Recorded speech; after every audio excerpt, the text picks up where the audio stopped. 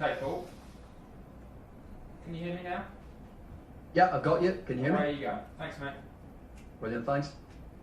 Hi, Frank. Hi, Paul. Frank, how ready is Mendy to start if required, and is he likely to start? To start tomorrow is not going to happen. He's had a long week where he hasn't really trained. Flew in yesterday, and it just feels too tight a turnaround to put him in contention to start the game. Just one on, there's ongoing talk over Antonio Rudiger and Jorginho as well. I know you've faced a lot of questions on these players recently. I mean, do you expect them to leave in this transfer window, and if so, would you sell to another Premier League club? I don't expect anything in the window, because they're our players, and that's a fact. And there are lots of rumours, not just about the players you mentioned, but on others. So every player would obviously always be a case-by-case situation that will be one that would be a happy solution for the player, for myself, and for the club. So yes, we have a big squad, we know that, but at the moment, players remain ours, and we'll see as time goes on.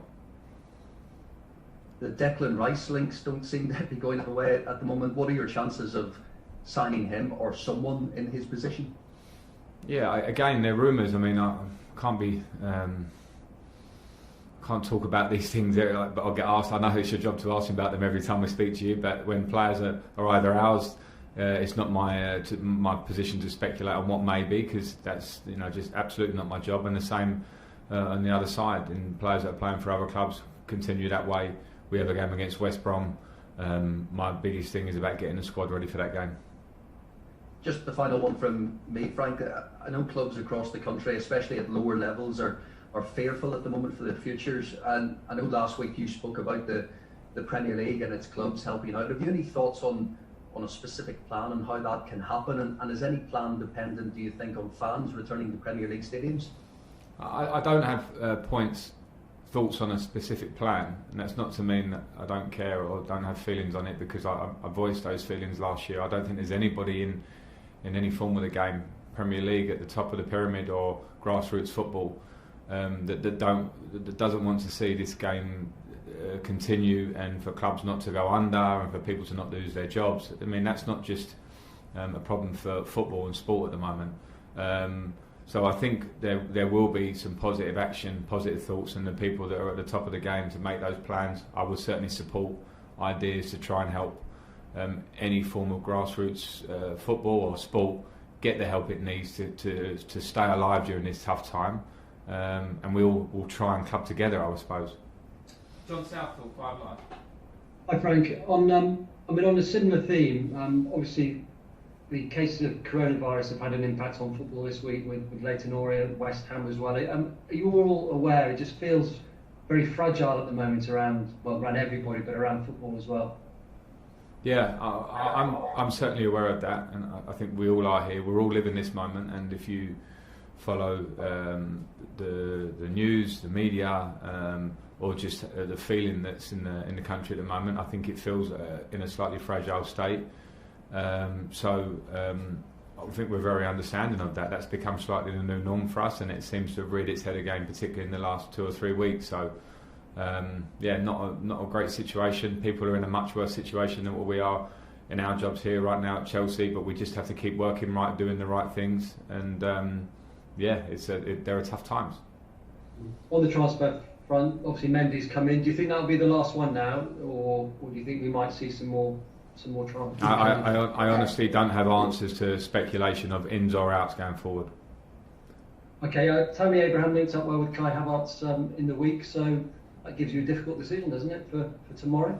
Yeah, it gives me a nice problem to see the way they linked, to see the attributes of Tammy, and for Kai to see a form of an understanding, albeit in one game. They are the challenges that lie ahead for us, trying to work on those combinations with the newer players that we have coming in.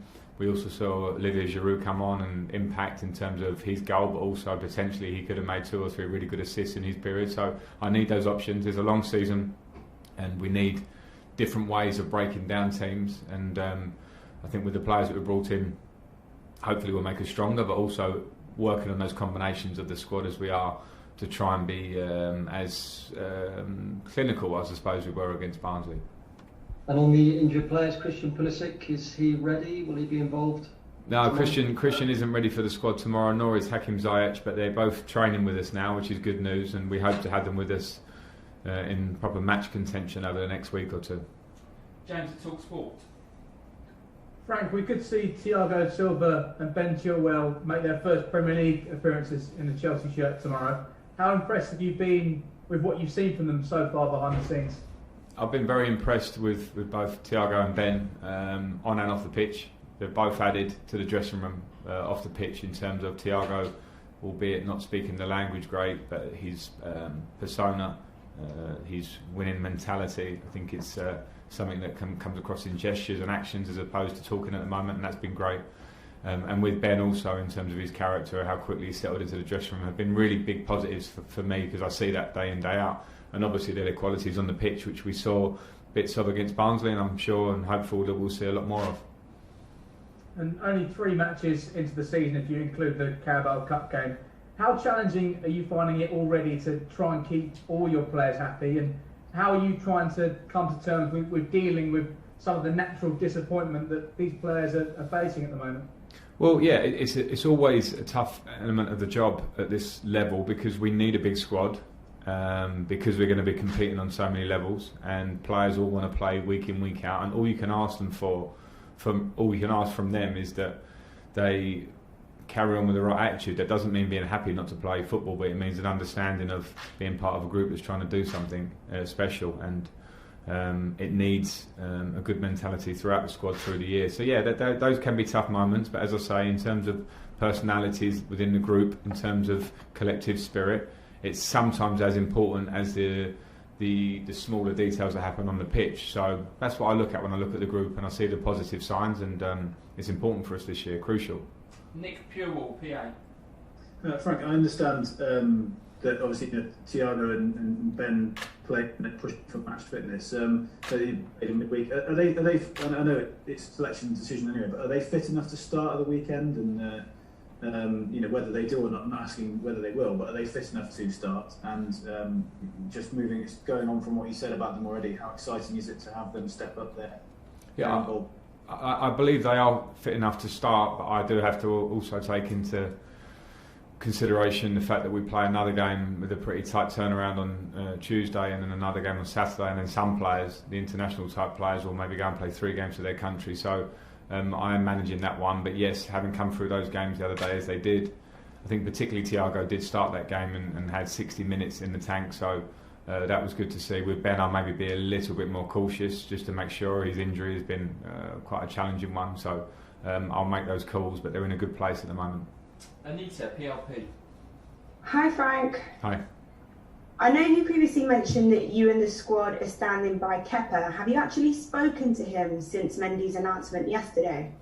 I haven't spoken to Kepa, no, since then. The announcement came and we trained, and I didn't see Kepa, but I will have a conversation with him and with Willy Caballero over the next 24 hours or so. I have a very open line of communication with both of them, and I'll speak. It's important as goalkeepers, they have their own small union in the training ground because of the nature of the way they work together, so it needs to be a very positive feeling between the goalkeepers, and I'm sure there will be. There's good competition there now, we know that, and that's how we move forward.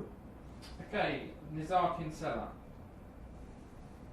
Hi Frank, I just wanted to ask, Christian Pulisic has been out for a little while now. I was just wondering if there's any longer term concerns about his fitness.